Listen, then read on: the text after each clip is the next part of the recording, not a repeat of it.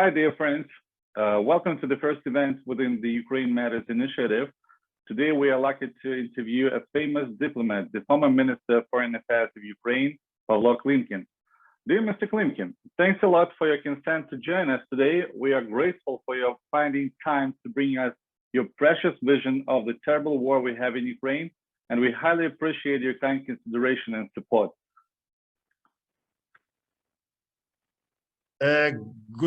Good evening or good morning, everybody. It's great to be in front of such a crowd. And firstly, thanks for standing with Ukraine. It's our common fight. It's our fight, but it's the same way. It's your fight. So let's get together, and only together we're gonna pull it off. Thank you. If you don't mind, I would like to build our conversation today on the following aspects. We are going to answer three questions. The main questions are: what is happening in Ukraine? Why is it happening? And what shall we do with it? And we'll also consider the questions our participants have asked while getting registered for the event. There is still a possibility to submit some questions pressing the question answer button. Mind it, please, ladies and gentlemen. So, but before we start, Mr. Klimkin, I would like you to answer a very tricky question, inspired by a commentary under our post in LinkedIn. An interesting fact I'm citing about Pavlo Klimkin is his unusual background as for a Ukrainian diplomat. He was born in Kursk, Russia, and graduated as a physicist from the most respected Russian technological university, the Moscow Institute of Physics and Technology. Well, frankly speaking, my answer was, that's the point. With his valuable background and enormous diplomatic experience, Mr. Klimkin has a unique capability to trace and reveal the slightest shifts in the Ukrainian and Russian relationships. As one of the Ukrainian's most influential Euro integration leaders, he'll help us find the right arguments to specify our national identity and place in the world history. So how would you like to comment on this, please? I gonna disappoint you. It's not a tricky one. I'm a Ukrainian. I feel myself as Ukrainian. My language is Ukrainian. My mentality is Ukrainian. I indeed was born in Kursk and spent two first months of my life there. But it's the only real experience with Kursk, and it was because my father was a military pilot, and my mother decided to give birth in Kursk, where my grandmother then lived. And of course, I studied in Moscow. It's Physical Technical Institute, the famous one. It's a kind of Soviet MIT. I would say it was still the Soviet Union, and I decided to come over from Kyiv and to apply, and never regretted. The Physical Technical Institute was during perestroika times. And if I look too young, don't believe me. Actually, I studied during perestroika time, and it was a real wind of change. So for me, it was about good years. It was about injection of change and injection of truth, and about ruining the Soviet Union. So it actually strengthened up my sense of being Ukrainian and understanding that the Soviet Union was a wrong twist of history, so to say. Okay, thank you. So now let's pass over to the war itself. So it's obvious that what we have in Ukraine is nothing but a mere genocide. And this is the genocide of the Ukrainian people being committed by the cynical Kremlin regime with its imperial ambition. How could have Ukraine become a slaughterhouse in the very center of Europe. What's the reason for that?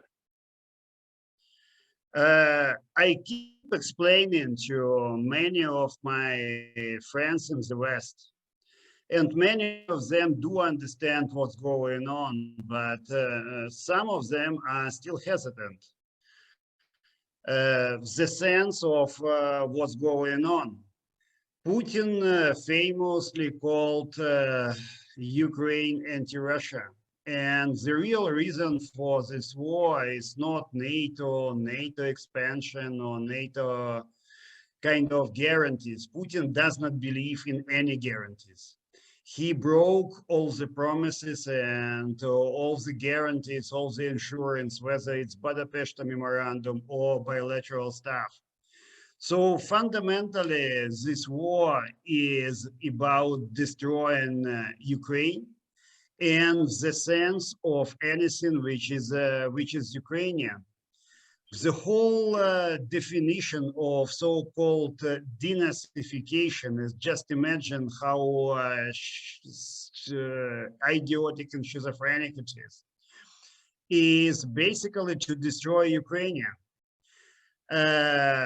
Now they keep calling, they in Moscow keep calling us as a kind of anti-Russia, and the West is just an enlargement of anti-Russia in their understanding, because they despise everything what we share, the Western values, the values of democracy and rule of law. They despise freedom. They despise people who stood up and won. In 2004 during the Orange Revolution, and in 2014 during the Maidan. For them, it's completely understandable. So they clearly understand it's about destroying Ukraine as such. It's about destroying Ukrainian history. It's about destroying Ukrainian statehood. Putin and the Russian elites believe Ukraine is artificial, but we proved him wrong very clearly, and he's fundamentally miscalculated. But now we have to pull off our win. And it's really our common challenge for the foreseeable future. We simply have to. It's the same for the West, because for the West, it's about credibility, and it's about positioning for the 21st century. The task is really an enormous one, and we have to be up to this task, both of us. Yeah, I do agree with you. Russia has always been hostile and aggressive, and at the moment we have a new umbrella term, Russiaism, like Russian fascism, for all the crimes the Russians have committed in Ukraine. So it even has proved to be uglier than its German counterpart. We all know about the massacre in Irpin, Bucha, and Disarmament, the towns which faced heavy destruction due to the continued Russian shelling. We all know about the city of Mariupol, the Ukrainian Aleppo. Many civilians have been killed trying to flee hostilities in the vehicles with the science children on them. The Russian troops block our humanitarian corridors and deport thousands of people to Russia. So why do they behave with us this way? Why do they hate us that much? Because their values are fundamentally different from ours. They have a mixture of Byzantine and Asian values, but not the European ones. The Peter I famously broke the window into Europe, but Putin simply closed it up. It's over. Everyone in the world, whether it's the Western world or non-Western world, clearly understands Russia is not European. But even more, as you've said, just find a way to compare current Russia and Mussolini's Italy. you don't find 10 significant differences. It's all about empires, Rome Empire or Russian Empire. It's all about fixation on the past, not on the present or on the future. It's all about glorification of one person, Mussolini or Putin, in the case of Russia. It's all about giving him the status of half-god or something else. So it's very, very similar. So calling them Russians, we actually also conceptually absolutely right. It's not authoritarian state anymore as years before. It's a clear dictatorship based on completely different values. And it's exactly the reason why they hate us. We share the values and we are ready to sacrifice for defending our values. Putin loves conquering people. He believes there should be no opposition. But free people, people with dignity, don't give up. So it's exactly the reason why he hates us. And he can change his tactics, he can change his policies, even strategies. But he never, ever would change his goal of destroying Ukraine and destroying Ukrainians and destroying the whole notion of Ukrainian. As I've already said, he perceives Ukrainian as artificial. So the goal will be the same. And the only way to deprive him of this goal is to make Russia not dangerous anymore, because to win for Ukraine means to liberate our people and territories, but also in the same way to deprive us and the world of the Russian threat. Yeah, that's right. So they are really dangerous at the moment because we all know well about the Russian marauders who consider every Ukrainian town to be a target for collective robbery. So Putin's horde does not care about patriotism, and there are a lot of proofs of that. So the only incentive for them to fight is profit. Their goal is to steal as many jewels, household appliances, and alcohol as possible through robbery and terrorizing our civilian people. And the problem is that these crimes have been sanctioned by the Kremlin. So the Russian soldiers have also looted ancient Ukrainian gold in Melitopol, you know that, and several 100,000 tons of grain. So how would you comment on that? It's a state. Well, it seems to be a state. You're right. They have two main reasons for their behavior. One is hatred. We've just discussed it. Yeah. Hatred to all freedom-loving and dignified people. And the second is the medieval character. In fact, the current Russia has a medieval model. It's about Putin as a sort of modern Tsar. It's about people who are given the opportunity to serve the state, and because of that, reciprocally, to get something for their life. And it's about people who are not an asset, not a value in Russia at all. The Russian state does not care about people. Russian state does care about itself. And so they are medieval. It's kind of medieval horde coming into Ukraine, but don't underestimate them. They have modern weaponry, they have their hatred, and they're extremely dangerous. And our military, our troops are really heroic, and it's not slogan. They're really heroic in fighting and counting this threat.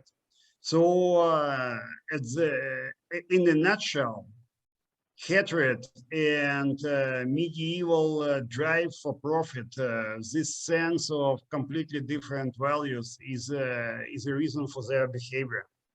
Yeah, thank you. So now let's discuss the reasons why this war is happening. So I do believe that the answer lies in the Kremlin's imperial ambitions. Russia seems to be a real terrorist state. Putin is a war criminal. Russia is a terrorist state. It is still planning to invade not only Ukraine, but also other countries like Poland, Romania, the Baltic states, etc. Am I right? What do you think? Definitely, definitely. Putin wants to restore Russia's sphere of influence. He clearly said that the NATO borders should be rolled back to 1997. Basically, he would like to restore the whole Soviet and the Russian Empire's sphere of influence.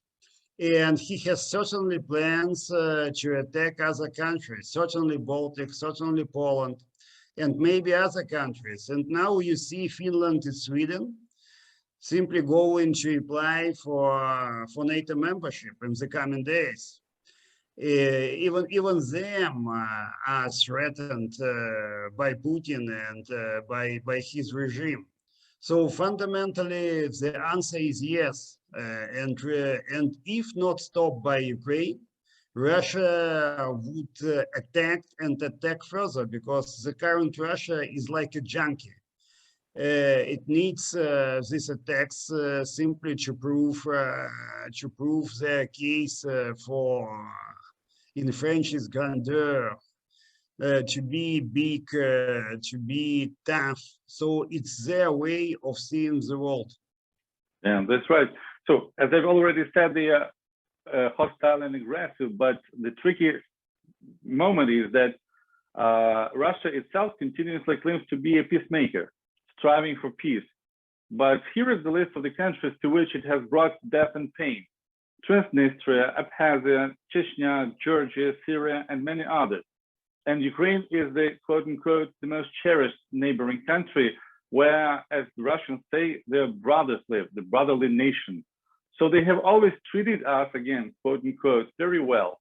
Now they are killing, so they have been killing our ancestors within the course of our common history. Now they continue killing us for our desire to be independent and make our own choice. And that's why we have this right to fight for our independence. And so we have our glorious army. But the question is, do we have a chance to stop Russia itself? Because it is really a great state with a lot of people living there. Yes, we do. Together with our allies, but the answer is definitely yes. I would even say we have to. It's the only way to stop Russian revanchism. Is the only way to diminish and mitigate Russian threat to the world. Because it's about unpredictability. It's about being someone who is threatening the whole world. And getting to your point about mediation or peacemaking, Russia has been selling insecurity, like in a stock exchange, creating insecurity here and there in a very deliberate way. And it has been the Russian policy for years, and nothing has changed so far. Yeah, that's right. So, as you already said, Putin wants to restore the former Soviet Union and probably call it the Russian Empire within new borders or the old borders. But Ukraine has happened to be a great obstacle. So the problem is that Russia is a very specific enemy. The whole civilized world should never have thought that Russia might become the greatest world liar and manipulator. Putin perfectly does what he has been trained for. He lies and manipulates. But the problem is that this lie and manipulation have a threatening scale. Russia should never be trusted as a subject of international law. And the question is whether the civilized world is well aware of that Russia cannot be trusted. The answer is definitely no on both of your questions. Russia can be trusted. Russia is lying on an industrial scale, and it has been always the case. But in the same way, the world is not ready to clearly see the scale of Russian lies. The simple point of buying people in a simple way with money around the world, this Russia today is a sort of propaganda stuff, because we all value free speech. It's in our blood, it's in our DNA.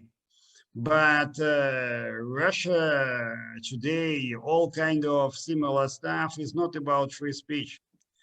It's even not propaganda. It's a weapon. It's a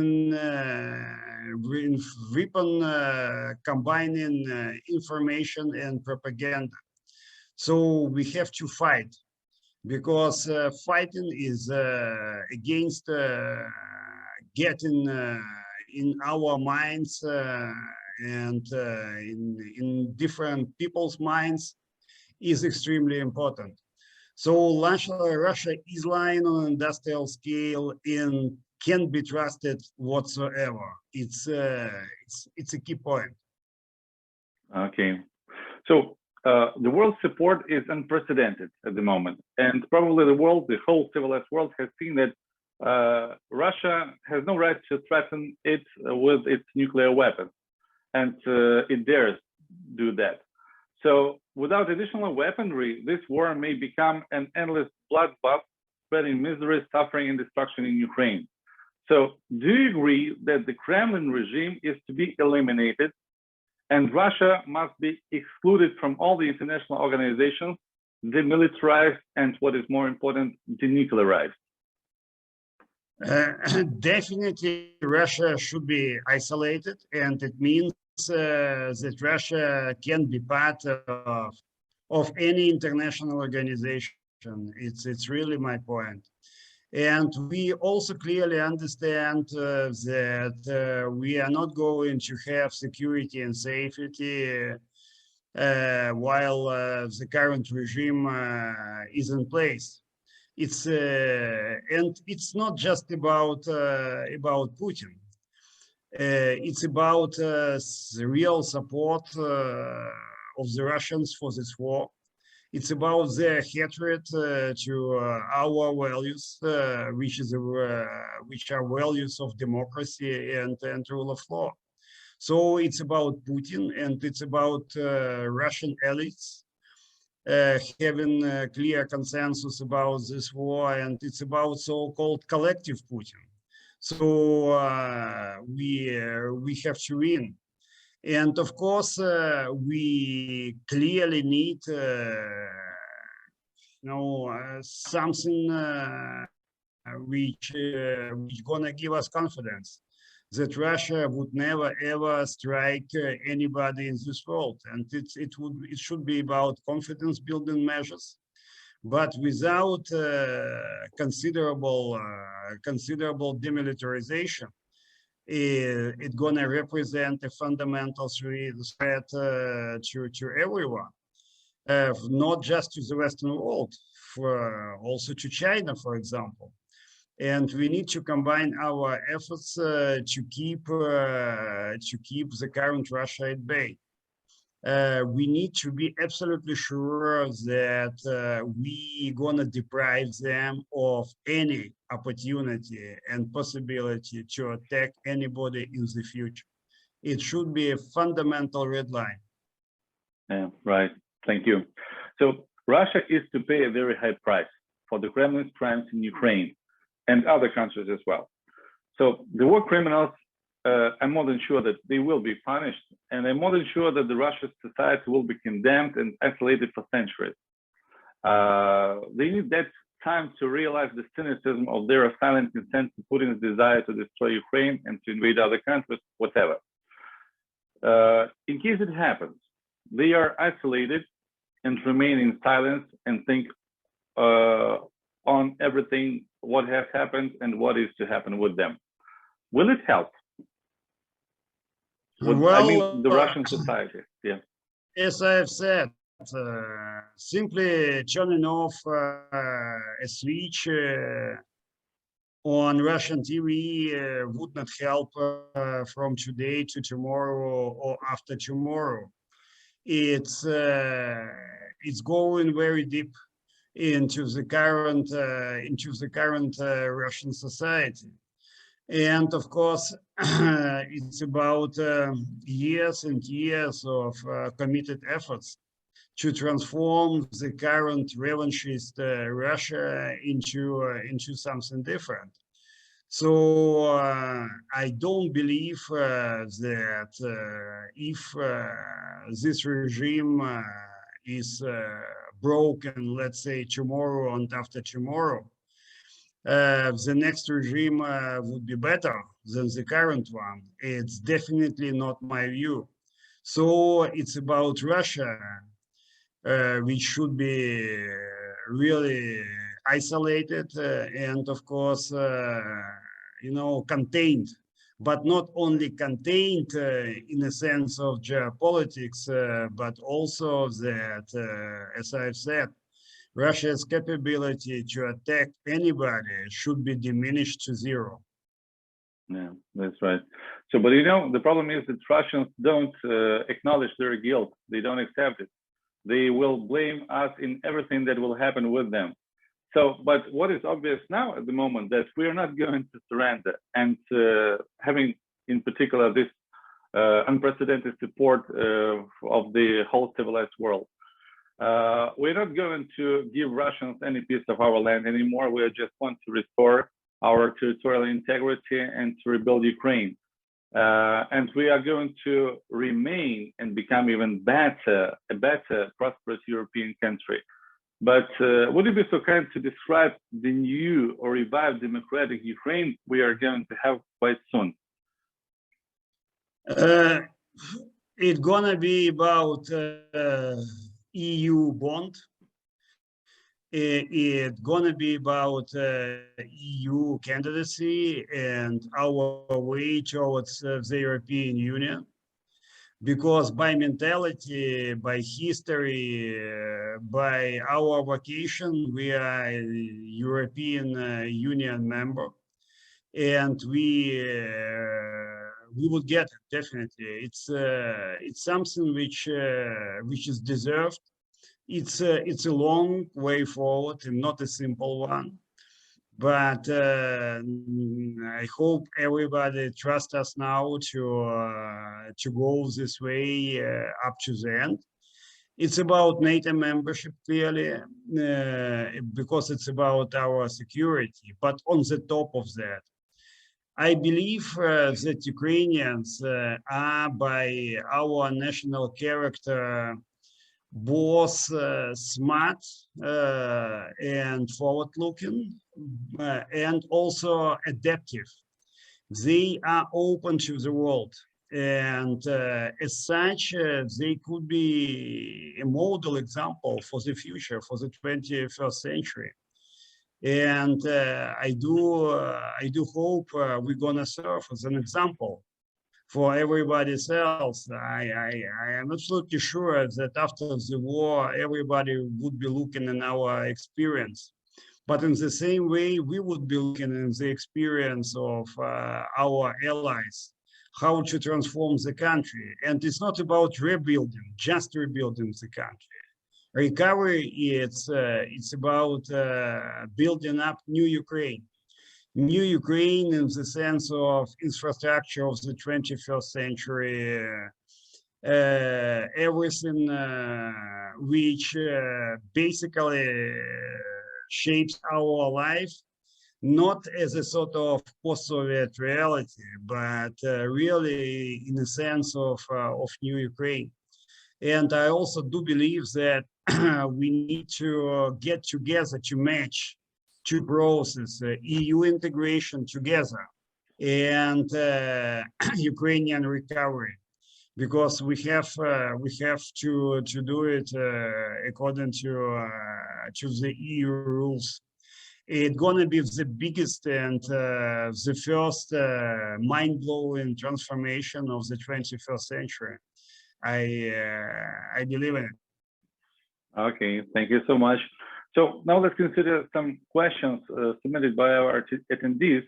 So they are generalized, not in order not to ask the same questions for a couple of times. So the main question probably here is, were Ukrainians and the Ukrainian government prepared for this war or not? If not, then why? And there is a remark that intelligence has given all the information needed to the authorities to President Zelensky, but something probably went wrong. Is it right? So how would you like to comment on that? It's a good question, which should be actually addressed to the government. But I'm gonna give you my sense. Of course, we had been getting U.S. and Western intelligence about Russian intentions. Myself personally, I was absolutely sure that Putin would attack, but because of constellation of infos and reasons, I believed that Putin would have attacked in fall, a bit later, closer to the 100th so-called anniversary. It's not anniversary, of course, of the Soviet Union. There are also bad anniversaries. Let's put it this way.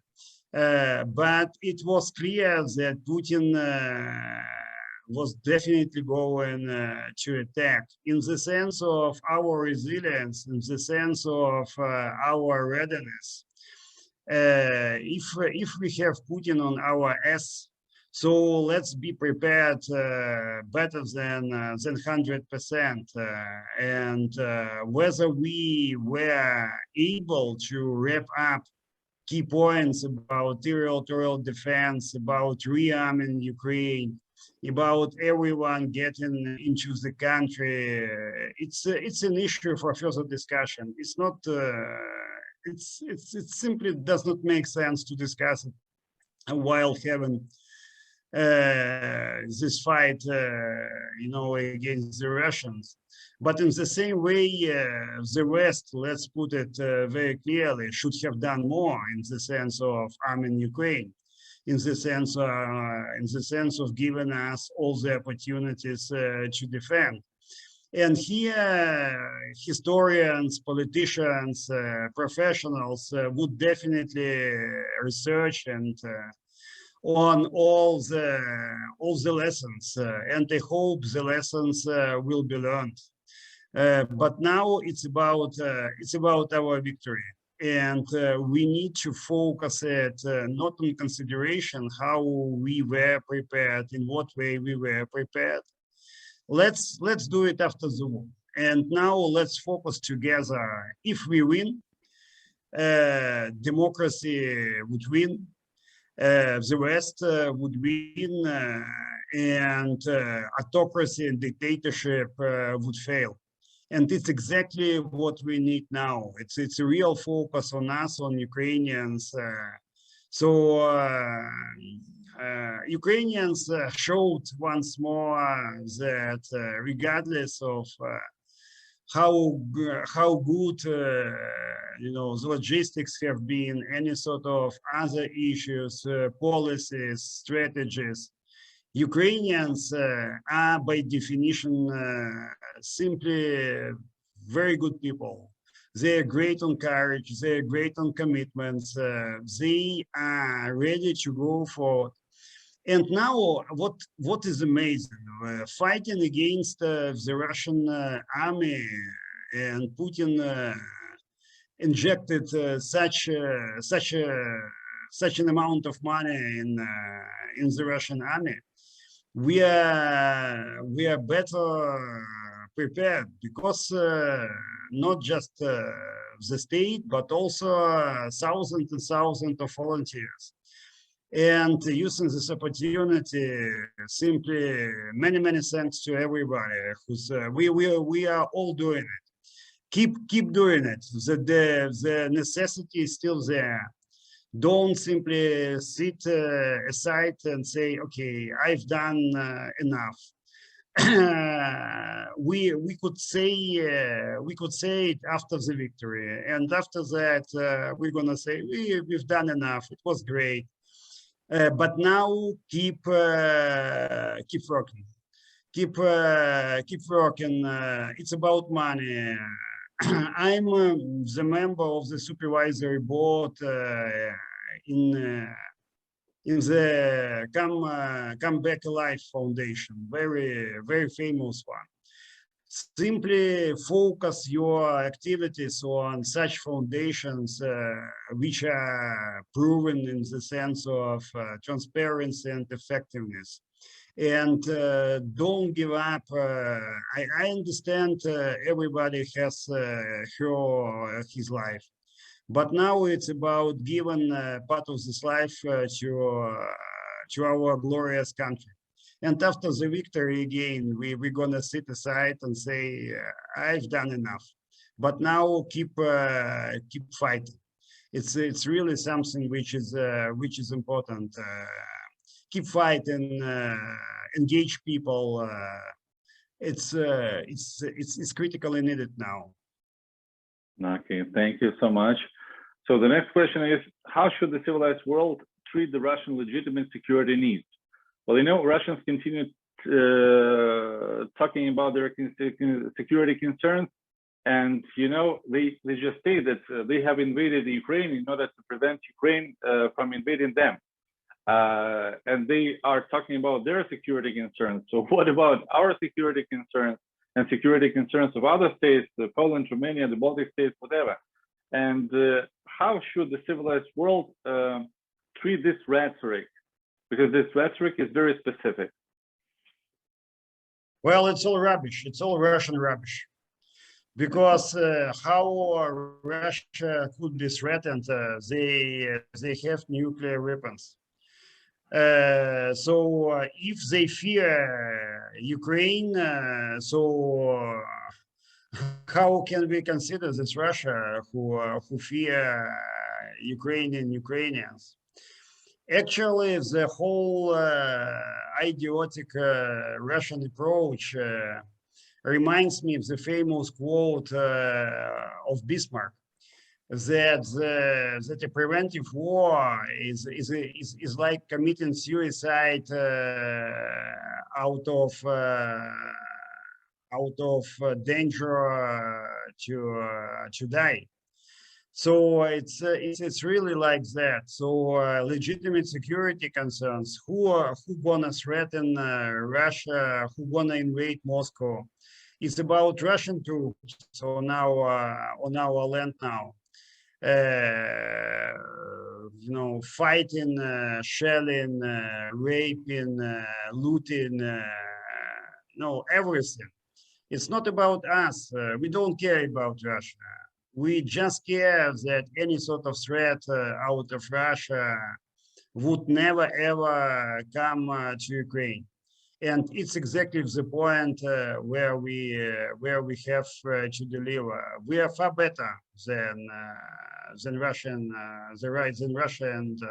the Russians, simply because we are freedom-loving and peace-loving people. But they're completely different.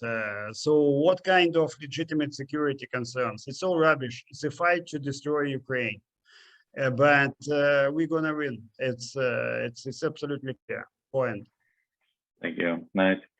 So a short question: what or who can stop Russia? What do you think at the moment? Us, Ukrainians. Short answer. Okay. Yes, I do believe that Ukrainians, with the support of the civilized world, will have will be probably, well, probably will be the first and the last people stopping Russia, because in case we stop Russia, Russia will stop existing. Agreed. That's Russia, I mean, aggressive and hostile Russia we have now. Okay, so another question is, well, we have this war, the terrible war in Ukraine. We have the genocide of the Ukrainian people because Russian soldiers don't actually fight, they just kill and to do all those ugly things. But the question is, was there any chance to avoid this war? Well, it's a big question, but no, it's a good one. I believe the only chance to avoid this war had been to diminish Russian capacity to attack. It was in the head of Putin for quite a time, and the only chance is simply to diminish Russian threat. It could have been done in two ways: to support Ukraine, to arm Ukraine, to make Ukraine more resilient, and of course to put pressure on Russia. If the West reacted imposing real sanctions in 2014, it could have been completely different. But we have a lot of chances which have been missed, unfortunately. Now it's not about drawing lessons. It's about winning. And after winning, we could have a lot of good historians writing a lot of good books about our history. Good ones, truthful ones. Okay, thank you so much. Another question is that you've just said that quite a few of your Western colleagues are still hesitant about their assessment of what's going on in Ukraine.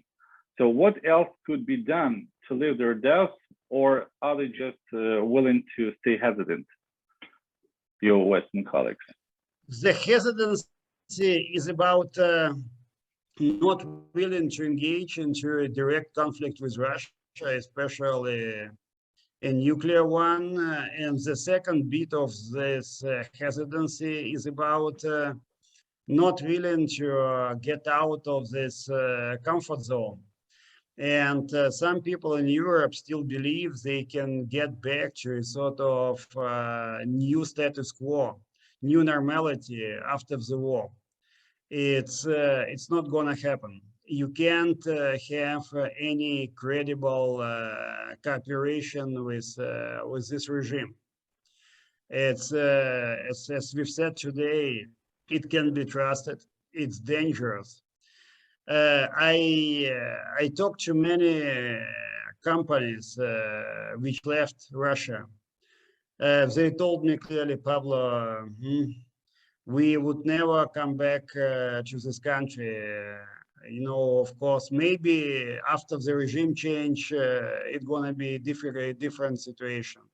But now, regardless of ceasefire or something else, morally, politically, in the sense of economic certainty, we would not get back to this country.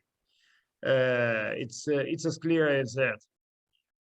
Okay, I see.